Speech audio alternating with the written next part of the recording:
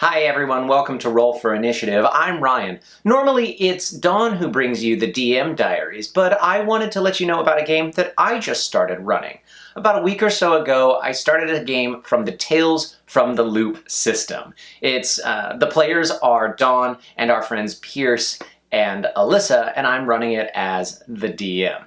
I really love this game, and I thought that I'd bring you a few videos letting you know what it's like, how to play it, and what's going on in our story. Tales from the Loop is an RPG brought to you by Modiphius, and it's influenced and based off of the painting series by Simon Stalenhag.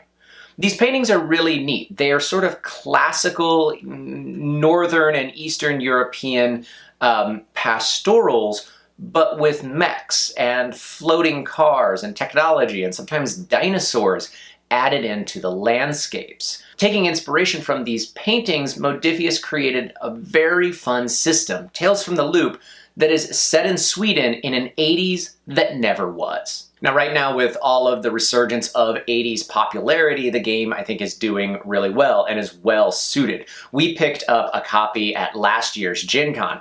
In fact, it was really cool. I got in line early and I got the first book sold in the United States. So that was kind of neat. It's not signed, there wasn't an award or anything like that. It was just kind of fun to be like, yay, we finally got it. Tales from the Loop is in reference to the loop of a particle accelerator that's in Sweden. Now the game also has an American setting that takes place outside of Boulder City, Colorado. But the one that we're running is in Sweden. In fact, the city that they're in is Stenhammar, which is a real city to this day now. With Tales from the Loop, we are living right smack dab in the middle of the 80s. And a lot of the stuff that we remember is absolutely there. There's Walkmans and Atari and Commodore 64 and American pizzerias and batting cages and go-karts, all of this really fun, very iconic 80s stuff. But there also happens to be maglevs and levitating school buses, and like I said earlier, sometimes there's dinosaurs, there's mutated creatures, there's all of this really fantastical science fiction stuff. In the world of Tales from the Loop, we discovered fission and fusion really early, and so there is some advanced technology that we don't have, but all in the aesthetics of the 80s. One thing that we don't have in the game, and I actually love that it's not there, there's no cell phones. If you want to talk to somebody, you have to go and you have to see them, or at best use a payphone. I like what that forces to happen with roleplay. Another major difference with Tales from the Loop is that all of the players are children. The kids that you're playing in this system are between 9 and 16 years old. In fact, if you get too old by gaining experience and aging and all of that kind of stuff, you're phased out of the game. Essentially, you get older and you no longer believe in the fantastical. The world isn't quite as mysterious to you anymore. You're not one of the core group of these kids that are running around and experiencing the story and the adventure. And I like that. If you're looking at picking up Tales from the Loop, it's nice because there's only one book that you need. It gives you everything for the players and for the storytellers, as well as there's a couple of pre-generated adventures in there that you can just run. Now, we're not running any of those. We're running a story that is my creation. But I did draw a lot of inspiration from what's in the book, and I'm using the pre-gen stories in order to make sure that I'm doing things correctly. This is my first time running the game, and I want to make sure that I'm doing it right while I'm learning and while my players are having a lot of fun. With Tales from the Loop, there are 6 key rules that govern everything that you do, both in the game as characters, as well as players and the storyteller, the GM, how you run and interact with the game. So the 6 rules to follow are this. First of all, the town you live in. The world is fantastic and mysterious. There's a sense of wonder to the world that is a part of childhood, and that's an important thing. 2 is to remember that everyday life is dull. It's boring. Having to go to school, having to walk there, riding the bus, the sports that you play, that's just normal stuff, and that's something to keep in mind. Also remember that adults don't help. Adults really might try their best, but they don't get it. They don't know what it's like being a kid. They don't remember what it's like. They've lost that sense of wonder. And so your kids, they're on their own for a lot of the time. They figure things out by themselves. They can't run to adults to try to help solve their problems for them. The world is dangerous. Life in the loop and outside of the loop is very dangerous, and bad things can happen to you. But kids don't die.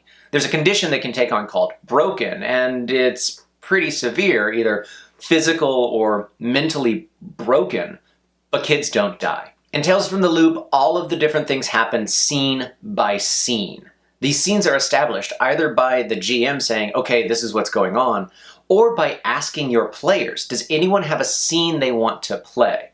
And that ties into the last rule from Tales, which is the fact that everything is done cooperatively. The world is built by everyone at the table, not just the decision of the GM. Some of what I really like about Tales from the Loop comes directly from that idea of cooperative storytelling. We all sat around, we did a quick reminder of who our characters were and how they were related to each other. During character creation, I actually borrowed something from the Fate system where everyone had one interaction at least with the other players. Also, these kids are all part of a group. They know each other, they're friends. They all have a hangout that they go hang out in together. They are a tight-knit, close group of friends. That's not to say that there aren't disagreements or drama and tension, but they are close. Once the game got started, I reminded everyone that it was the first day back to school after a break. Now, there were a couple of things to keep in mind. Dawn is playing a character named Alice, and she had been in Germany during the break. She wasn't in town. We used the band Nina and the song 99 Luftballons, and she had gone to see their concert because they just got a brand new cyborg drummer, and she really wanted to see them. Alyssa is playing a character named Hildegard. She had spent the break making a video and having an application for a technology summer camp she wants to get into. And lastly, Pierce is playing a character named Freaky. Freaky is the captain of the hockey team, doesn't have a great relationship with his dad, but he's generally upbeat kind of guy. He tries to not go home too much and really takes his role as being supportive and caring as a leader, as opposed to telling people what to do pretty seriously. They're all three really fun characters. And the way that I started off was letting everyone remember what they were doing and what was going on, and then asking my players, who wants to start?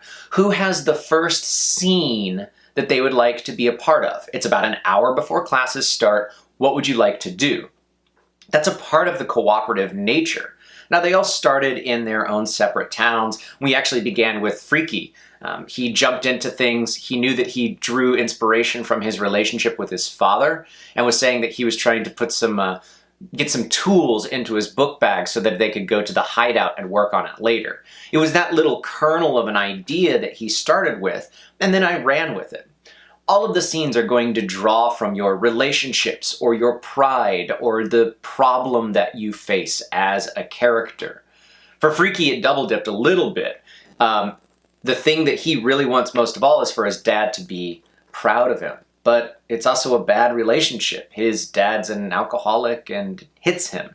So we took that story and ran with it. It ended up turning into a trouble. All of the scenes have a trouble. That's the mechanic. It's what's stopping the character, the kid, from getting what they want. So Freaky wanted to get some tools and get to class without waking his dad, who was asleep on the couch.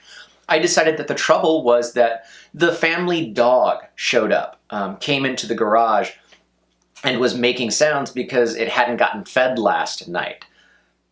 Pierce figured out that Freaky was going to try to calm the dog down and make it be quiet while he finished things up. We figured out the skill and the attribute that that was based off of, and decided that it was going to be difficult. There aren't really skill checks. Well, that's not fair. There are skill checks, but it's not like you're going to see in Pathfinder or Shadowrun or Dungeons & Dragons where you're rolling a bunch of these checks on a d20. Tales from the Loop is played only with 6-sided dice. We looked at the thing that he was trying to do, and I decided, okay, well, we're going to use empathy. You're trying to empathize with the dog in order to get it to stay quiet long enough for you to finish. So I think he rolled like 4 dice because that was his total score. And the difficulty rating was 1, meaning this was a difficult thing. He needed 1 success, 1 6 to show up. 6s are the only things that are successes in Tales. He rolled his 4 dice and didn't get any 6s, and so he failed that check. Failure in Tales from the Loop doesn't just come to a hard stop. It simply complicates things. So in this story, the dog started barking. Now, he did need to take a condition. There is a negative consequence. The dog started barking, his dad woke up, started yelling and cussing at him. He had to scramble. It upset him a whole lot, so he has a -1 to all of his future checks until he can feel better, till he can heal himself. And he didn't get all of the tools that he wanted to. But that narrative story played out back and forth between the player and me, and we moved on to the next one. We jumped over to Alice, which is Dawn's character, who was trying to have breakfast and get her weird brother to come out. Things didn't work well for her. And then lastly, there was Hildegard, played by Alyssa. She was trying to get her little sister ready for school. Her relationship and part of her problem, the trouble that she deals with, is that her mom always makes her watch her little sister, which is fun. Now I have an NPC to play with. She was able to convince her sister to get ready. Things went pretty well, although she ended up being a little bit shaken as well, just because things didn't go perfectly for her. And then they were all off to school. They met up together, class started, there was an announcement. Dawn got in trouble, her character got in trouble because the teacher came in and she was trying to get an older kid to leave who was smoking outside, but the teacher thought that she was hanging out the window smoking cigarettes, and so Dawn's character ended up with a condition. There was a lot of stuff that started to unfold as we go from scene to scene, dealing with the troubles.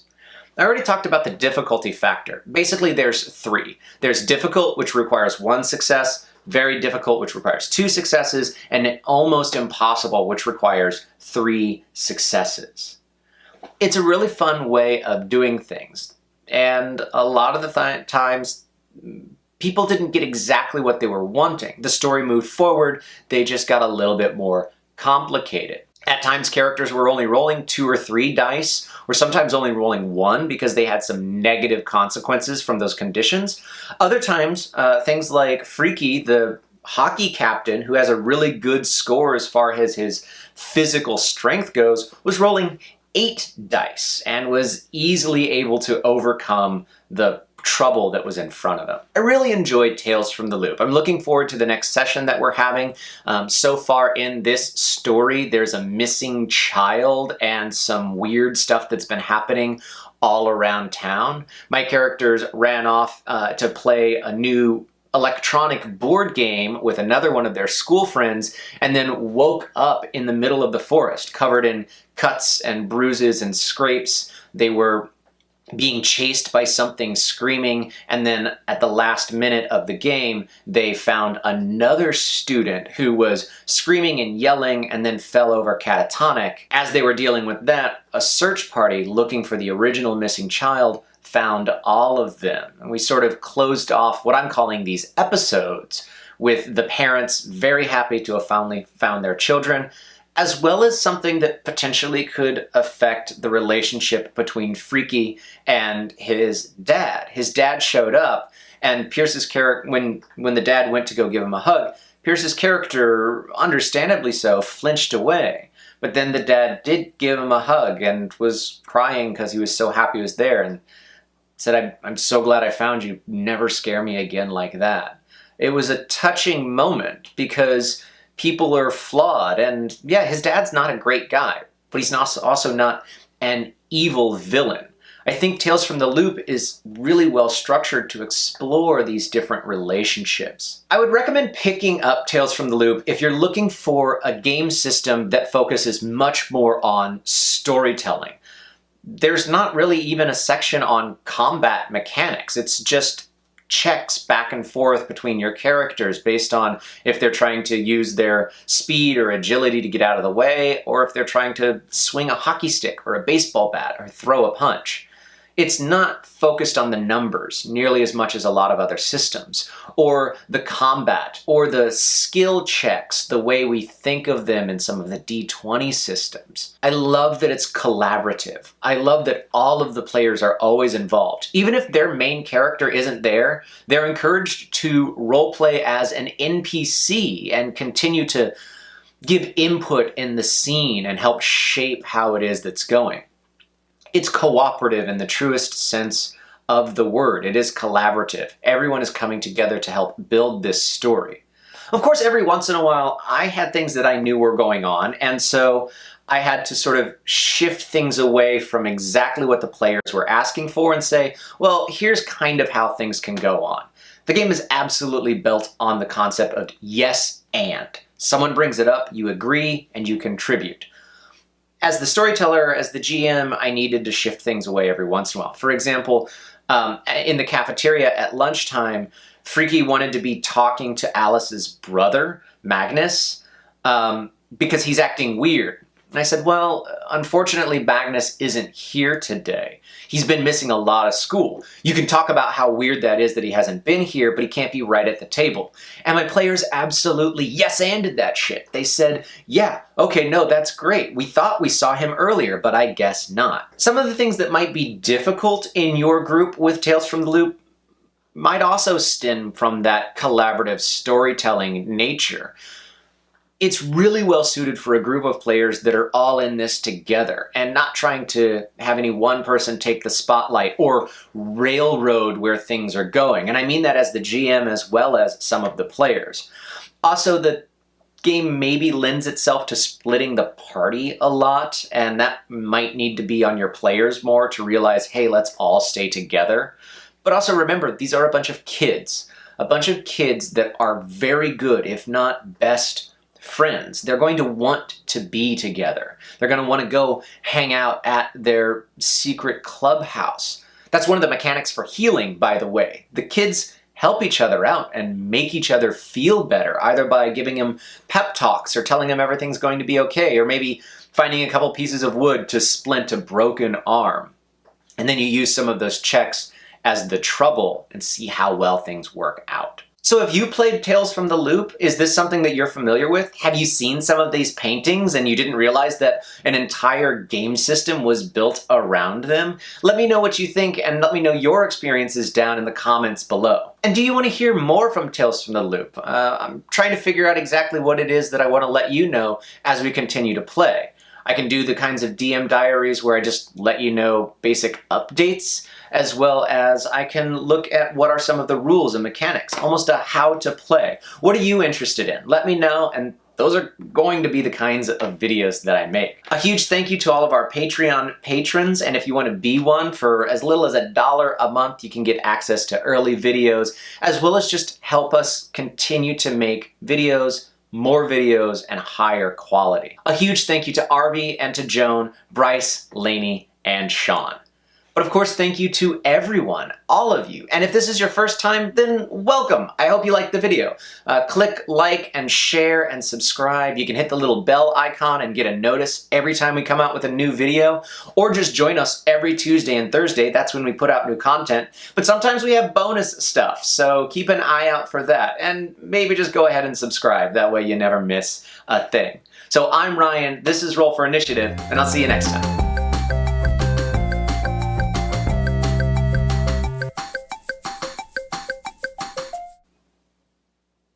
You spin me right round, baby, right round.